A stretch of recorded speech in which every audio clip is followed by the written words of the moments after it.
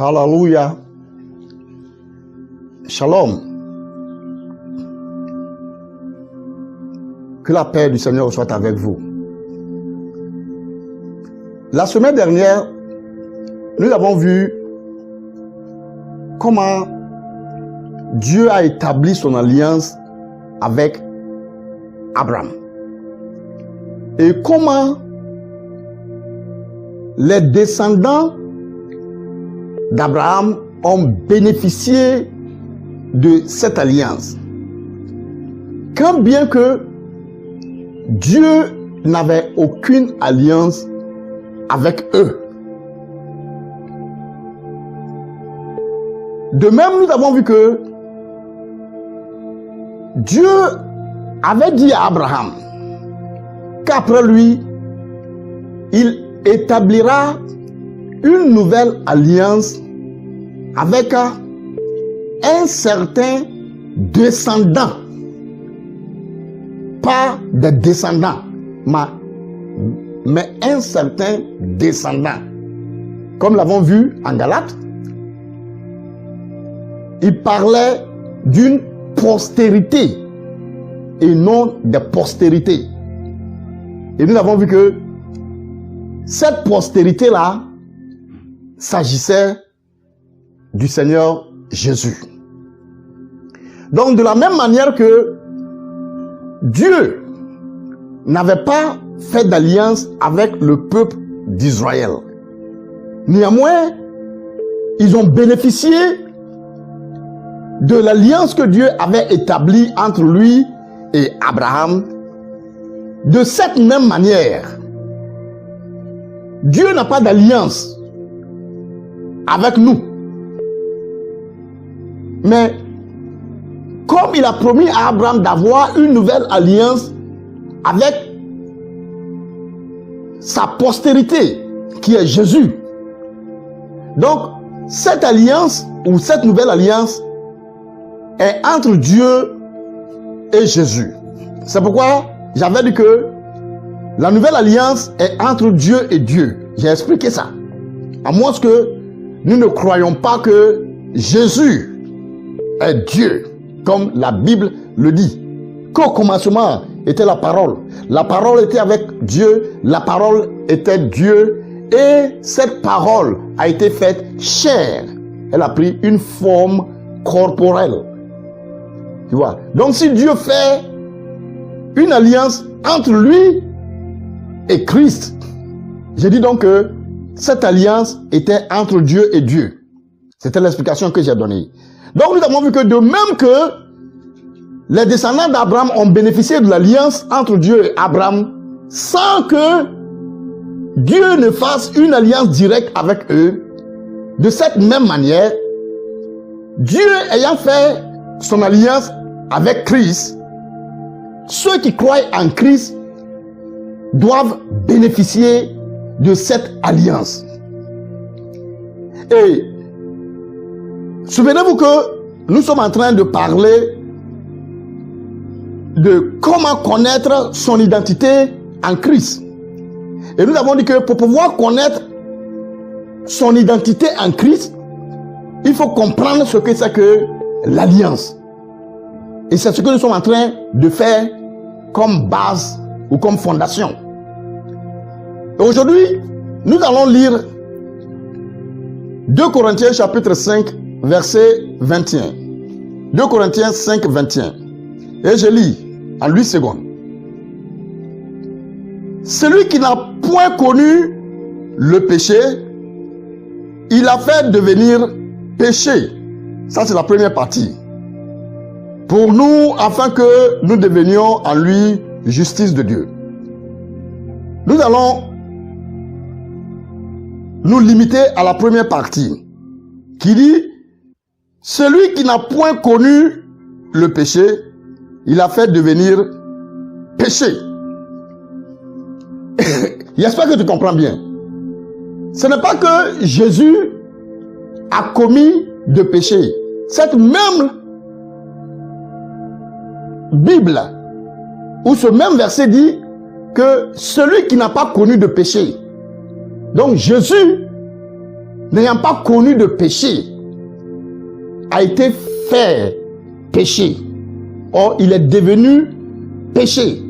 Quelqu'un me posait la question de savoir, est-ce que ce verset est vraiment la traduction exacte? Parce que comment Jésus peut devenir péché? Et j'ai dit, pour que tu comprennes cela, j'essaie de répondre à la question. Parce que ça a tout à voir avec notre étude. À savoir, connaître son identité en Christ. Donc, pour comprendre pourquoi la Bible dit que Jésus a été fait péché, ou Jésus qui ne connaissait pas le péché, il a été fait péché ou il est devenu péché. Il n'a pas dit qu'il est devenu pécheur. Il faut bien noter ça. Ce n'est pas qu'il est devenu pécheur, mais il l'a fait devenir péché.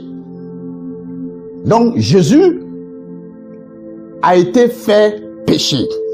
Pour comprendre cela, nous voulons lire Lévitique chapitre 1.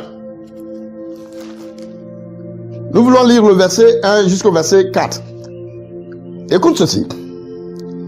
Il dit, l'Éternel appela Moïse de la tente d'assignation et lui parla et dit, verset 2, parle aux enfants d'Israël et dis-leur, lorsque quelqu'un d'entre vous fera une offrande à l'Éternel, il offrira du bétail, du gros ou du menu bétail.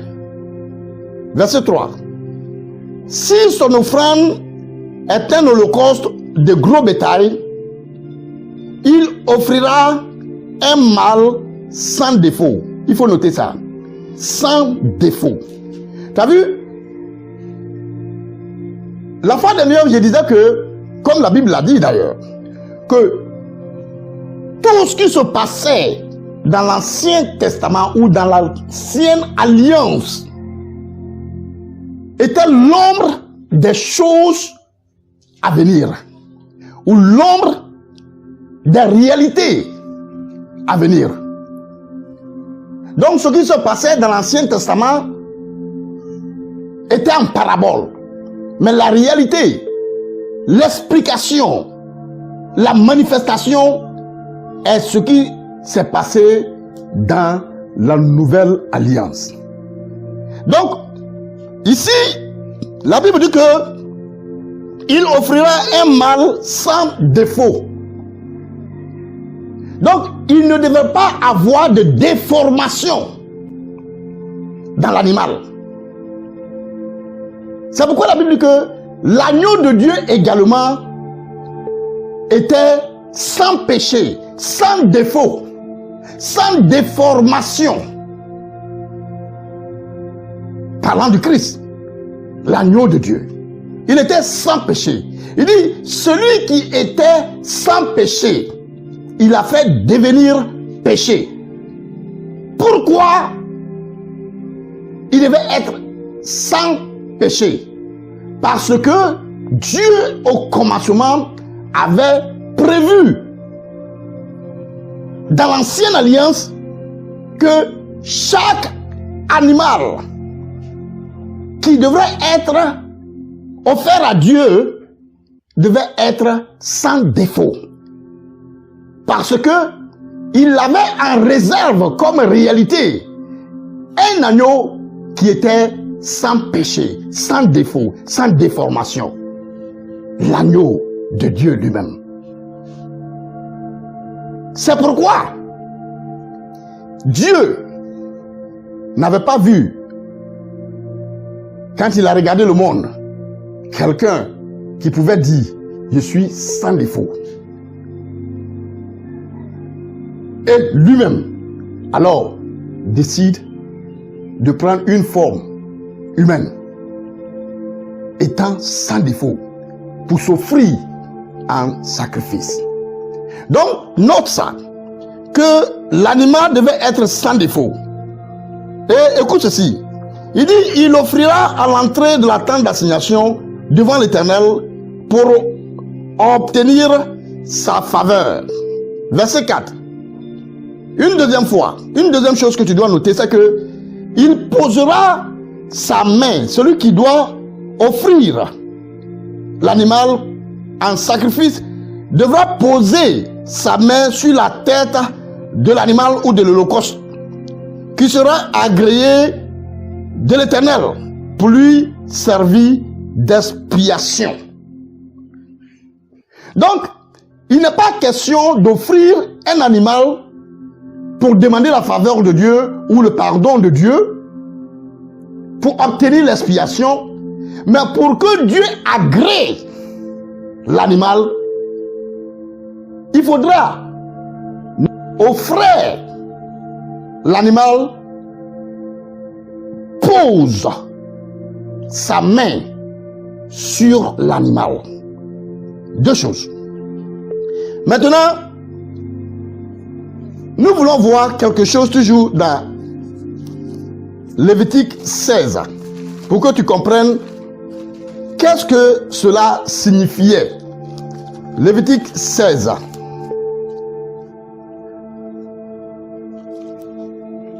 Nous voulons lire le verset 21 jusqu'au verset 22.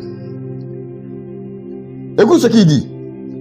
Il dit, Aaron posera ses deux mains, parlant toujours de l'offrande ou des sacrifices. Aaron posera ses deux mains sur la tête du bouc vivant. Donc, pour que le Seigneur accepte l'animal ou le bouc, Aaron devrait poser sa main sur la tête du bouc vivant, bien sûr. Écoute ce qui va se passer. Aaron confessera sur le bouc toutes les iniquités des enfants d'Israël et toutes les transgressions par lesquelles ils ont péché. Il les mettra sur la tête du bouc. Tu comprends ceci? Donc, Aaron, en imposant ses mains sur l'animal, confessera les péchés des enfants d'Israël. Donc, voilà pourquoi, pour que Dieu agrée, pour que Dieu accepte l'offrande ou l'animal présenté pour le sacrifice, il faudra que celui qui offre l'animal impose ou met sa main sur la tête de l'animal. En guise de quoi? En guise de confession. Et c'est ce que Aaron est en train de faire ici, en faveur du peuple d'Israël. La Bible dit qu'il imposera ses mains à l'animal. Il mettra ses deux mains sur l'animal et confessera les péchés, les iniquités, les transgressions des enfants d'Israël. J'espère que tu es en train de comprendre que la Bible dit que l'agneau de Dieu où Jésus a été fait pécher. Donc de la même manière que Aaron transférait le péché des enfants d'Israël dans le bouc ou sur l'animal, de cette même manière, l'agneau de Dieu recevait ou prenait nos péchés, nos iniquités, nos transgressions sous lui. Ainsi, la Bible dit que il est devenu non pécheur, mais péché pour toi et pour moi. Écoute ceci, la deuxième partie du verset 22. Il dit quoi? Il dit, puis, après avoir confessé le péché des enfants d'Israël sur le bouc, il dit, puis, il le chassera dans le désert. Alléluia. À l'aide d'un homme qui aura cette charge. Pas n'importe quel homme. L'anglais dit fit. Un homme capable qui aura la charge de chasser l'animal dans le désert. Tu sais ce que ça veut dire? Ça veut dire tout simplement que après avoir transféré le péché des enfants d'Israël dans le bouc ou dans l'animal, cet animal est chassé dans le désert, loin de la ville. Et c'était symbolique. C'est pourquoi il disait que tout ce qui s'est passé dans l'ancienne alliance, dans l'ancien testament, était l'ombre des choses à venir. Donc, l'animal ayant pris le péché des enfants d'Israël est maintenant chassé loin de la ville, dans le désert, par un homme capable de faire ce travail, capable de l'éloigner loin, très loin des enfants d'Israël. Très loin de la ville. Ce qui explique le fait que le Seigneur Jésus a pris sur lui tous nos péchés, nos transgressions, nos iniquités. Et qu'est-ce que Dieu dit? Dans cette nouvelle alliance que je ferai avec eux, selon Hébreu, je pardonnerai non seulement leurs péchés, mais je les oublierai et je ne me rappellerai plus de leurs péchés. Parce que comme le bouc avait été chassé avec le péché des enfants d'Israël, loin d'eux, dans le désert, ainsi, dans la nouvelle alliance, nos péchés sont loin et très loin de Dieu, de sorte que il ne se souviendra plus de nos péchés. Alléluia. Maintenant, voyons à quel moment cela s'est passé. Mais avant, lisons quelque chose dans Ésaïe chapitre 59. Je sais que tu connais ce passage, mais je voudrais que nous lisions ce passage. Ésaïe 53. Le verset 5. Que dit la Bible? La Bible dit, parlant de Jésus, mais il était blessé pour nos péchés, brisé pour nos iniquités. Et le châtiment qui nous donne la paix est tombé sur lui. Alléluia. Ça veut dire que la raison pour laquelle nous n'avions pas de paix avec Dieu, ce châtiment-là, cette raison-là, cette punition-là, cette condamnation-là, ce jugement-là est tombé sur lui.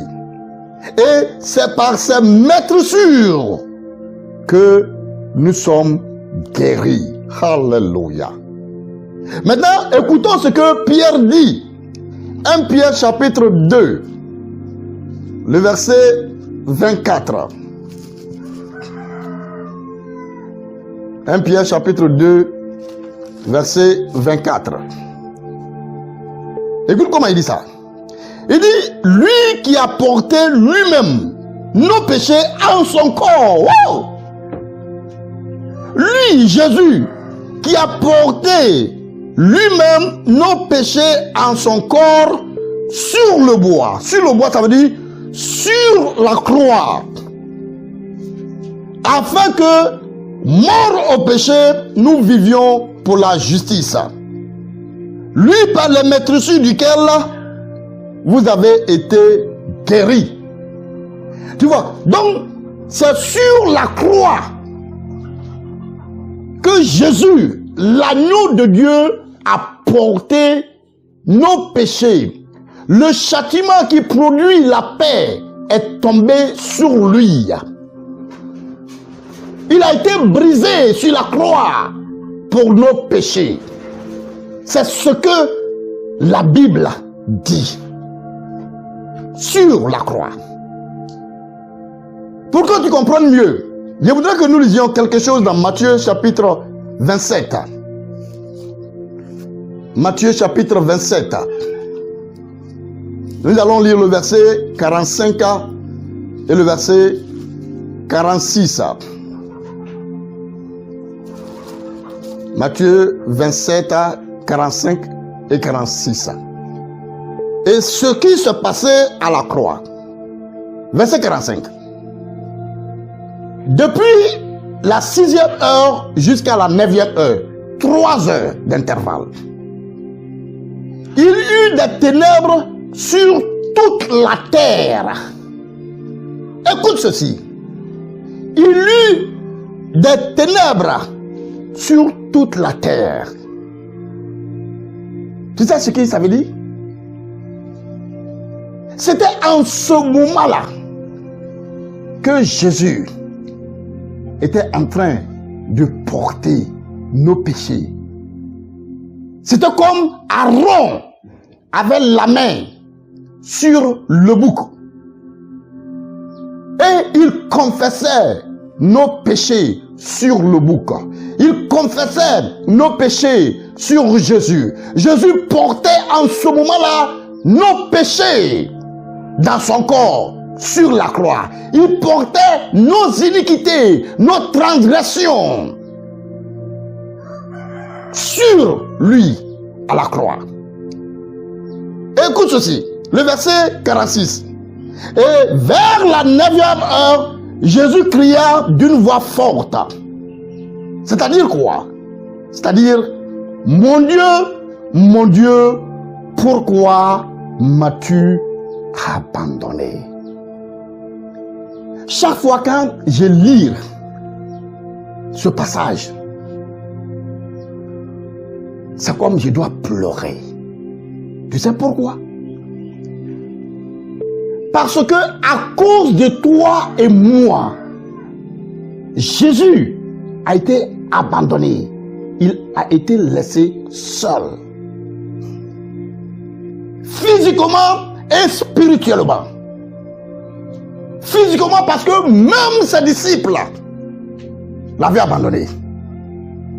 Seul sur la croix.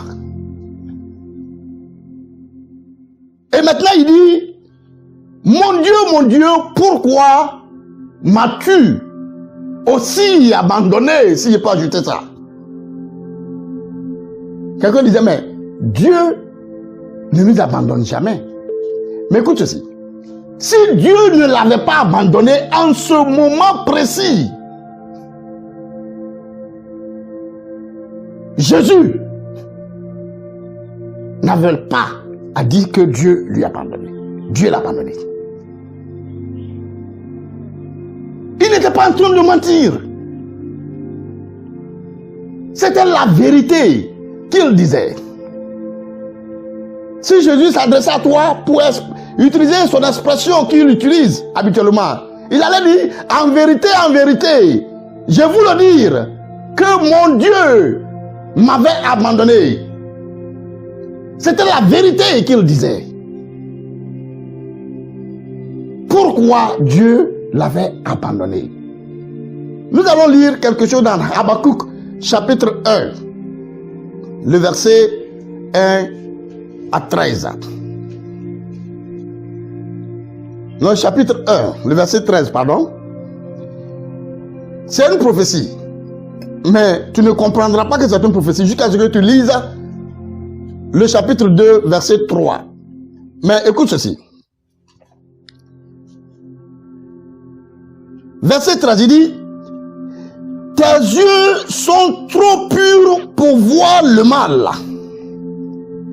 Tes yeux sont trop purs pour voir le mal. Quand tu lis le chapitre 2, verset 3 et 4, tu comprendras quand il parle du juste qui doit vivre par la foi. Ça, ce n'est pas la nouvelle alliance. Le juste, vivre par la foi en Christ, c'est la nouvelle alliance.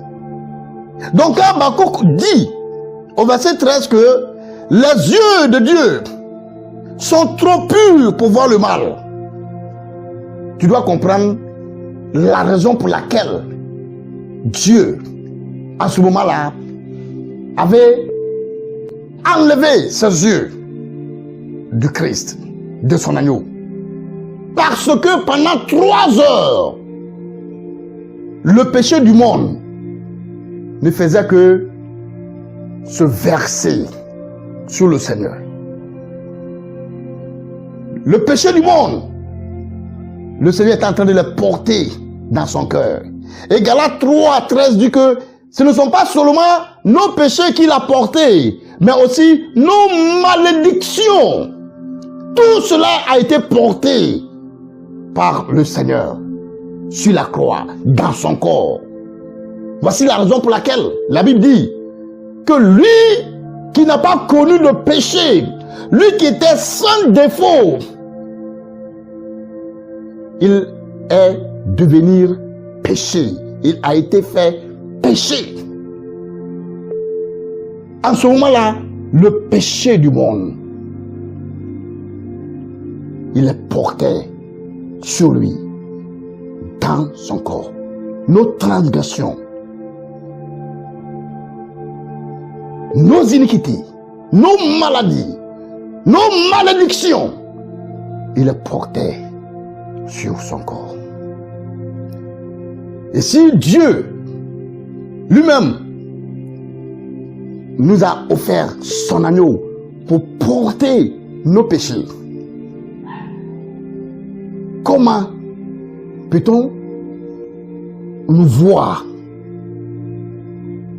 encore comme étant en train de porter ses péchés, ses iniquités? Pourquoi tu veux te rendre coupable de ton passé? Quelqu'un, l'agneau de Dieu, les a déjà portés. Et comme dans l'Ancien Testament, le bouc était chassé loin de la ville. Ainsi, nos péchés sont très très éloignés de Dieu. Et il ne se souvient même plus. Donc, quel que soit le péché que tu as commis, si tu es en Christ, Dieu ne se souvient plus. Quel que soit le péché que tu vis, dans lequel tu vis présentement, il y a une seule solution. Croire à l'agneau de Dieu. Et Dieu te pardonne. Que le Seigneur soit avec vous. La semaine prochaine, Dieu voulant, nous allons continuer. Je prie qu'il nous ouvre les yeux spirituels, notre entendement spirituel, pour comprendre qui nous sommes, notre identité en Christ. Shalom. Que Dieu vous bénisse.